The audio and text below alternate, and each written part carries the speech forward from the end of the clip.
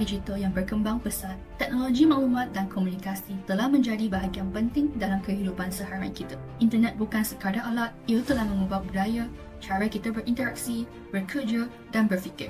Media sosial telah merevolusikan hubungan manusia, membolehkan komunikasi serta penyebaran maklumat dengan pantas ke seluruh dunia. Penggunaan media sosial di Malaysia meningkat daripada 62% pada 2016 kepada 91.7% pada 2022. Ini membuktikan betapa besar pengaruh dunia digital dalam kehidupan masyarakat moden. Isu dunia digital merujuk kepada pelbagai masalah yang timbul akibat penggunaan teknologi digital dan internet seperti media sosial, laman web dan kecerdasan buatan. Walaupun dunia digital memudahkan penyebaran maklumat dan komunikasi, penyalahgunaannya boleh membawa kesan negatif. Antara isu utama termaksud berita palsu, buli siber, kebocoran data peribadi dan provokasi dalam talian. Kesepaduan sosial pula merujuk kepada keharmonian dalam masyarakat, di mana individu menghormati perbezaan dan bekerjasama demi kesejahteraan bersama, yang melibatkan aspek toleransi, perpaduan kaum dan agama, serta kestabilan sosial dalam sesebuah negara.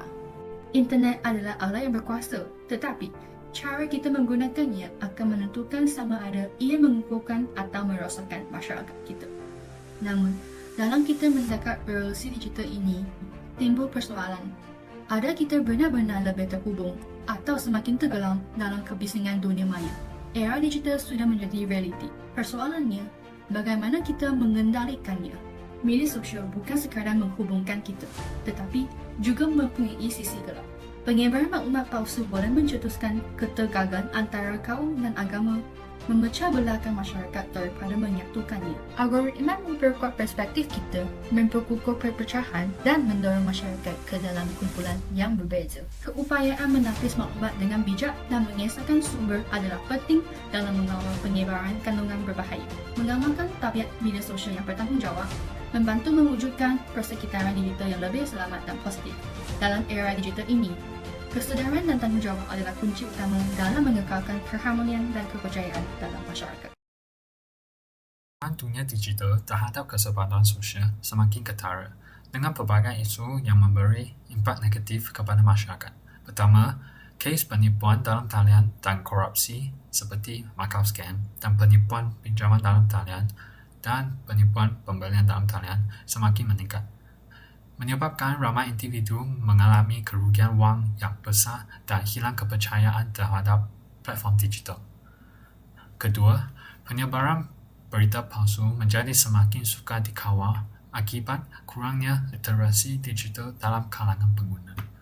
Ini bukan sahaja mencetuskan kekiluan dan panik dalam masyarakat, tetapi juga mengancam kestabilan sosial dan ekonomi negara. Yang ketiga, fenomena ujaran kebencian dan buli siber yang semakin berleluasa menunjukkan bagaimana dunia digital boleh memberi impak negatif terhadap perpaduan sosial, mencetuskan ketegangan antara individu dan kumpulan. Wah, ada orang tawarkan pinjaman tanpa faedah ni. RM10,000 tanpa perlu cakaran. Ini rezeki. Hello. Hello, Cik Syuri. Saya dari Bank Malaysia. Kami mendapati akaun bank Cik terlibat dalam aktiviti mencurigakan. Jika Cik tidak memberikan buktian akaun dalam masa 5 minit, akaun Cik akan dibekukan. Hah? Bekal saya ada masalah? Saya tak buat apa-apa pun. Kalau Cik nak selamat, berikan nombor kad pengenalan dan buktian bank sekarang. Hai, kenapa kita kamu dapat chat? Ada bank call. Dia kata akaun saya ada masalah. Saya kena bagi maklumat cepat agar akaun saya akan dibekukan. Suhai, itu macam scam. Scammer sekarang guna taktik ugut macam ni untuk buat orang panik. Betul tak? Ya, tahun lepas je, kes penipuan macam ni dah menyebabkan rakyat Malaysia rugi berjuta-juta ringgit. Dari Januari hingga Oktober 2023, ada 8,668 kes penipuan pembelian dalam talian dengan kerugian 163 juta ringgit. Penipuan berpinjam rugi 39 juta ringgit. Ya Allah, banyaknya gambaran telah ditipu. Sebab tu, kita kena berhati-hati. Kalau dapat panggilan pelik macam ni, jangan panik. Semak dengan bank dulu atau guna portal semak pula untuk periksa nombor telefon scammer. Penipuan dalam talian semakin membimbangkan. Macau scam, pinjaman dalam talian, dan penipuan pembelian dalam talian semakin berlebihan. Saya hampir terkena Macau scam tadi. Nasib baik awak tidak terpedaya.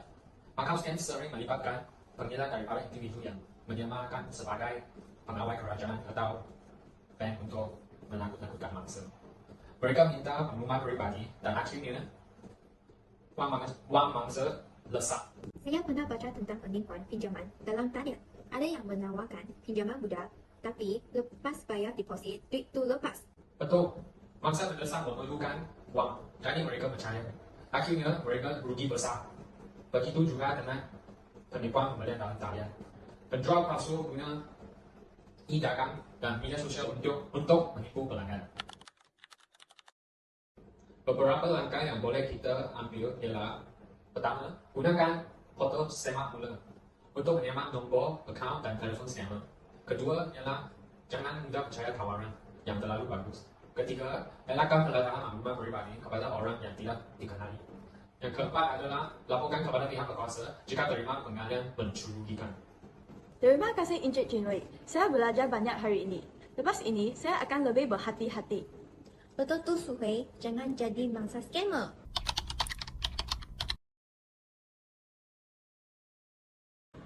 Tengok ni.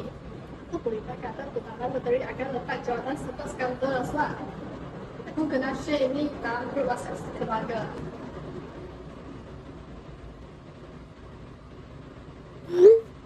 Taxi, kau dah sana ke berita tu betul atau tak? Ada, tak ada masalah. Berita ni kamu mana share? Banyak share tak bermaksud betul. Kau tahu tak? Dari Desember 2022 hingga Desember 2023, pas menangani berita palsu dan kesan 861 berita tak sahih. Banyak yang melibatkan politik, pergaulan dan agama. Seriuslah? Kenapa orang suka soal berita palsu? Penyebaran berita palsu sering berlaku kerana beberapa sebab. Pertama, politik. Fitnah untuk menjatuhkan lawan. Kedua, provokasi pergaulan dan agama, iaitu mencetuskan kebencian dan ketenggelangan. Ketiga, klik dan keuntungan. Berita selesai tarik perhatian bahawa keuntungan iklan. Terakhirnya ialah kurangan literasi digital. Ramai kongsi berita tanpa semak sumber. Saya hampir sebagai berita palsu tadi.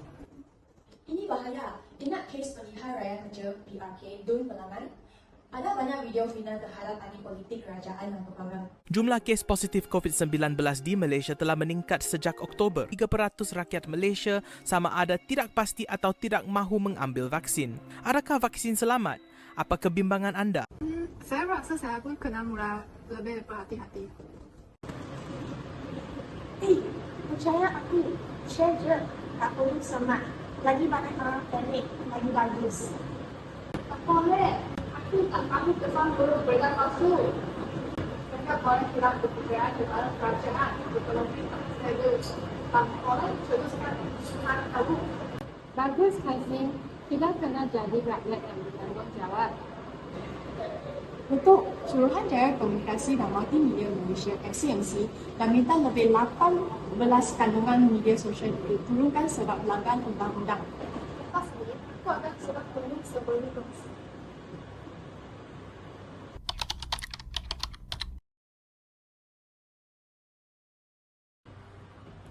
Tengok gambar balik ni. Aku jadi patut tak upload dalam grup sekolah. Isi semua gelap. Encik, kamu tahu tak apa yang kamu buat itu boleh dianggap sebagai bully cyber? Alah, murah je. Lagi pun ramai orang buat dah macam dekat internet.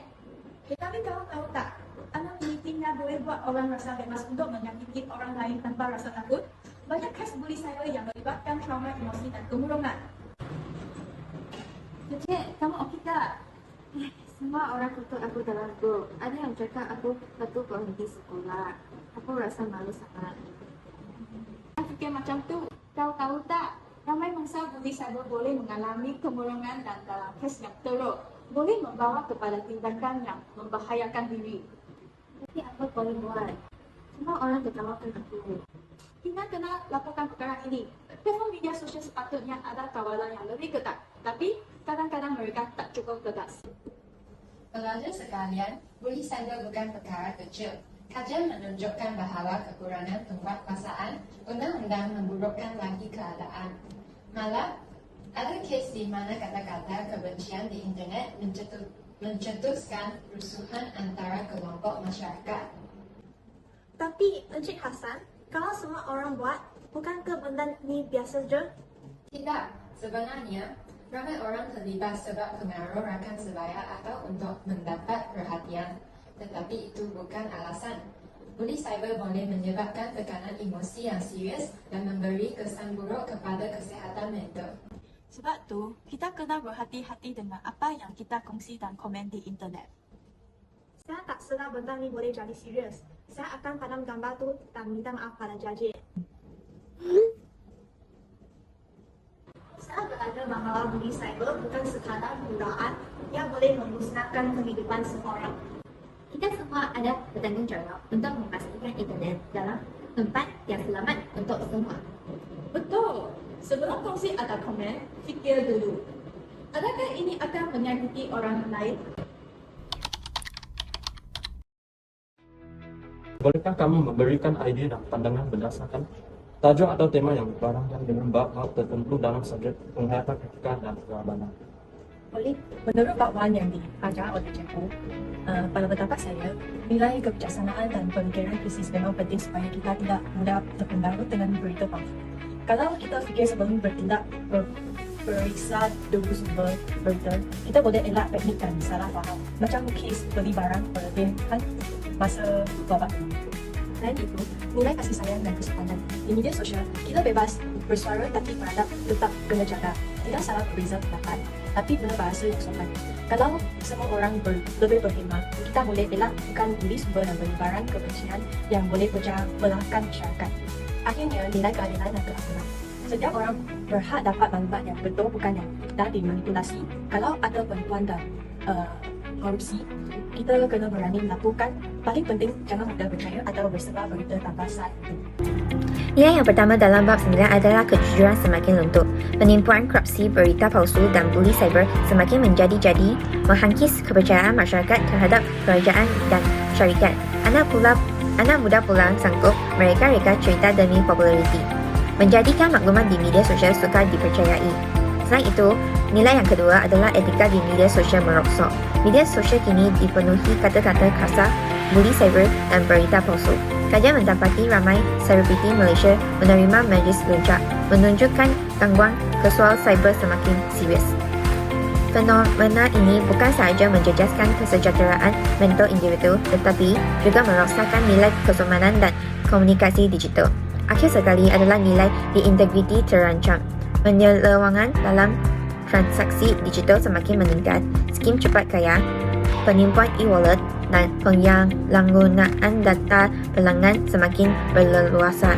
Bank Negara Malaysia melaporkan peningkatan kes penipuan kewangan dalam talian sebanyak 55% dalam setahun di 2023. Selain itu, ada syarikat yang menyelewang dana bantuan kerajaan hingga menyebabkan kerugian besar.